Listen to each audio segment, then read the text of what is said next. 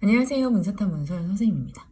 이번 시간에는 선생님이 댓글에 대답을 하는 영상을 찍어보려고 합니다. 선생님, 좋은 글과 자료 정말 감사합니다.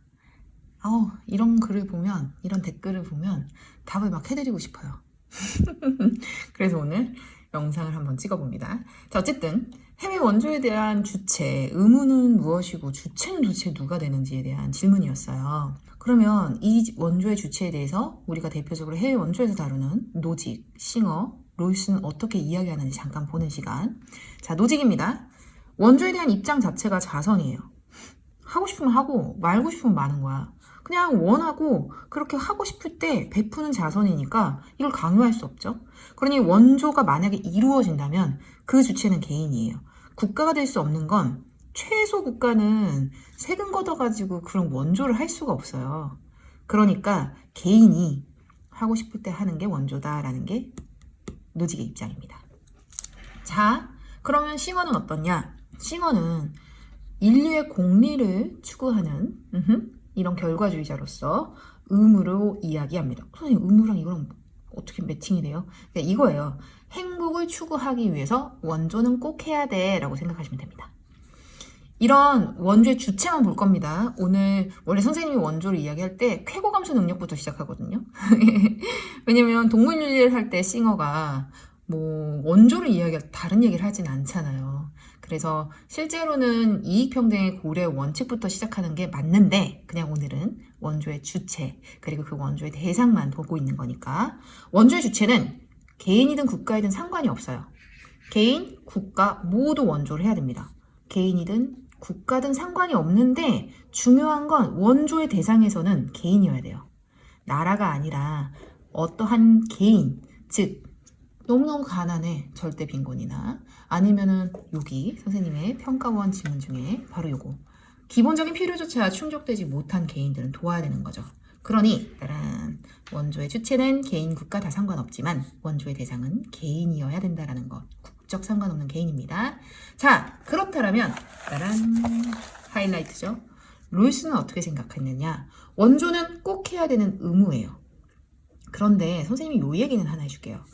롤스라는 사람은 선생님이 수업할 때 항상 강조하는 부분이 이 사람은 극단적 실제론자.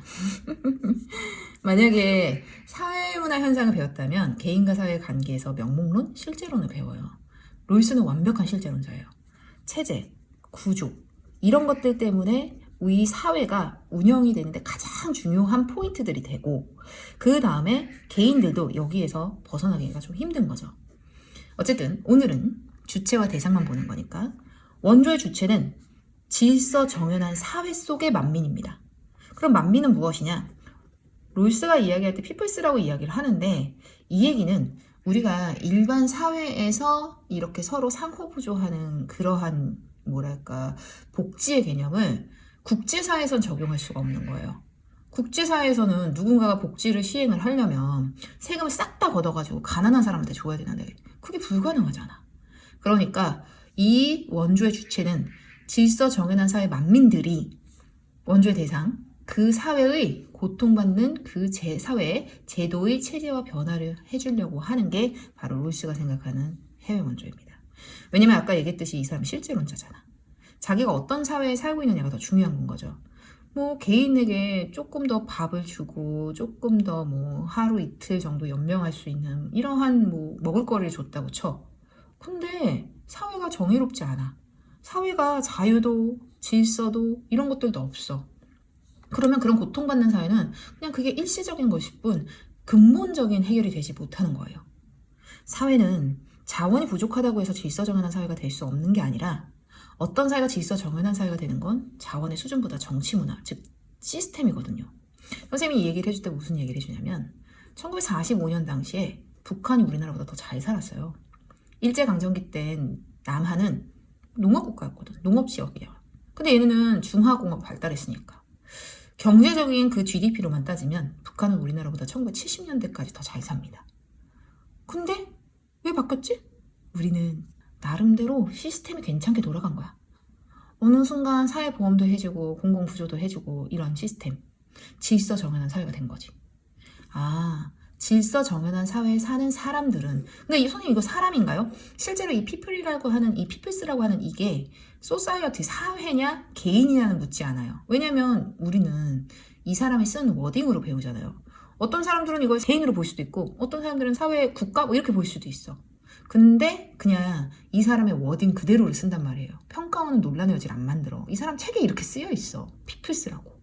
그러니까 질서 정연한 사회의 사람들이 질서 정연하지 못한 고통받는 사회의 제도와 체제를 변화시켜주고자 노력하는 게 원조구나. 물론 무법국가는 해당되지 않습니다. 선생님이 애기들한테 얘기할 때 무법국가는 팽창적이고 대외 공격적이거든. 그래서 북한은 미사일 쏴서 대상이 될 수 없어요.